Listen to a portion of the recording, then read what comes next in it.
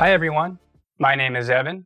I'm a front-end engineer on the media team at LinkedIn, and today I'm going to talk to you about how you can use real media playback in your tests to catch bugs that have already made their way to production and to prevent them from getting there in the first place. Now in the past, our team used mocks for all of our media tests. Why? They're highly deterministic and they're very simple to set up. The test will first register a mock. It'll then take all calls to our media or media component and reroute them to the mock. That way at the end, the test just needs to assert that the mock was called. And while this works for many use cases, mocks don't begin to come close to replicating the complexity and the unpredictability of real media. And I'll demonstrate that here with another example.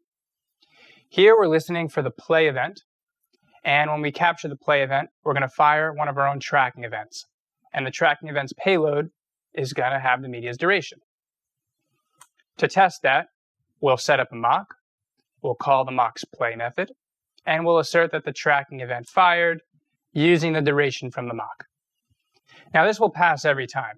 Again, mocks are highly deterministic. But here's where we have a really big problem. It turns out in production, the media's duration property is not guaranteed to be set at the time the play event is fired.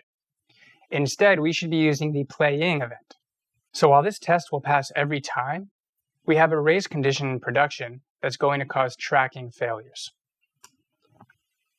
Now, there are a couple of benefits to testing with real media. First is that you're not going to have to maintain a mock. Now, mocks in some cases can be simple and easy to maintain. But in the case of media, or especially if you're using a third-party player library, mocks can get complicated and will be time-consuming to maintain. But most importantly, we can catch race conditions and integration failures with your player before they make their way to production. And this is going to make the cost of your bugs drop dramatically. Now, in the past year, since we started using real media playback in our tests, we've had a number of notable wins. Here are a few of them. First, we found inconsistent tracking events. And this is just like the example I showed a minute ago, where we would have a race condition around one of our tracking events, causing the tracking event to either not fire or fire with incorrect data. Second, we found an inefficient media loading flow. And what I mean by this is that our code was taking a path other than the one we thought it was in production, a less efficient path. And we only discovered that because tracking events associated with that code path were firing when they shouldn't have been. And lastly, and most interestingly to me, is that our test discovered that Chrome, and potentially other browsers, but Chrome will throttle media events when the machine running the media has CPU usage that goes too high. So when the machine has little resources, it will start to throttle media events.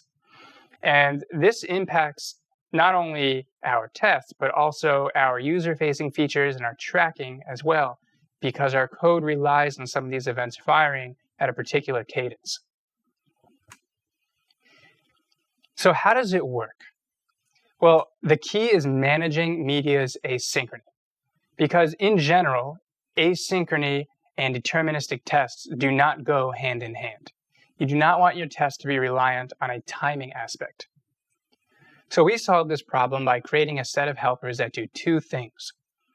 First, they allow us to control media playback, so we can play the media, pause the media, change its volume, etc.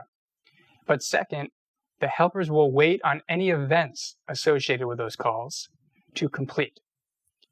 Now, in all cases, we're pausing the test while these helpers execute. So here are a couple of examples. We've got a play helper and a wait for end helper. Both helpers are going to pause test execution while they run. And on the web, we accomplish that by using a promise. And our test runner knows to wait on all promises.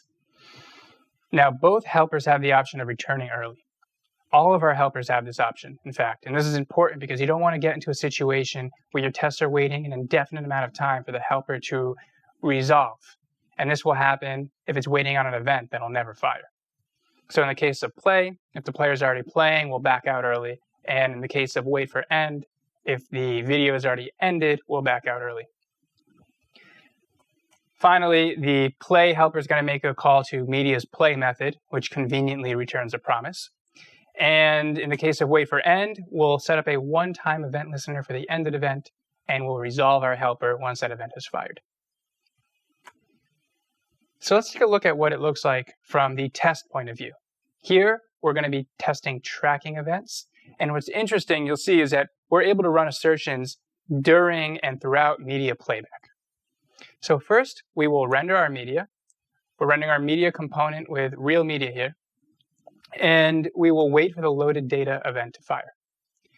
Once that event has fired, we'll assert that the media loaded tracking event fired. Now we'll play the media, and again, we'll wait for our tracking event to have fired. And finally, we can wait for the media to end, and we will assert that the media ended tracking event is fired. Now, if you're anything like our team, and you're running thousands and thousands of tests a day, you're going to want to make sure that your solution scales. So here are some tips that our team came up with that helped us when we were making the transition from using mock to using real media.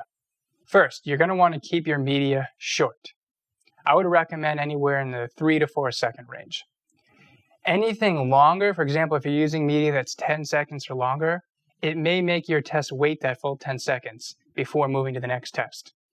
That's going to significantly slow down how long it takes your test runner to complete, and it'll ultimately slow down how long it takes you to get features to production.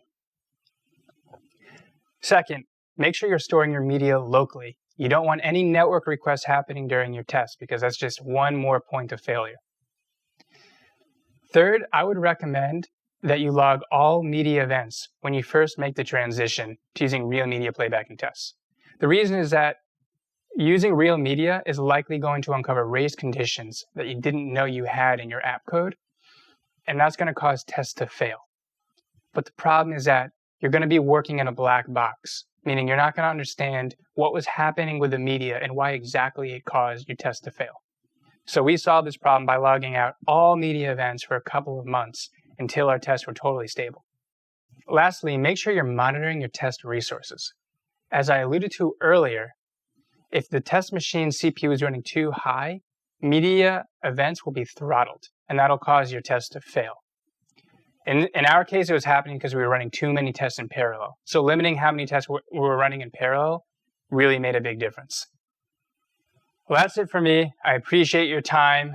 Thanks for tuning into my talk. If you have any questions, please feel free to reach out. You can find me on LinkedIn, or you can probably find me in any of the video dev or the VideoJS Slack channels. Thanks.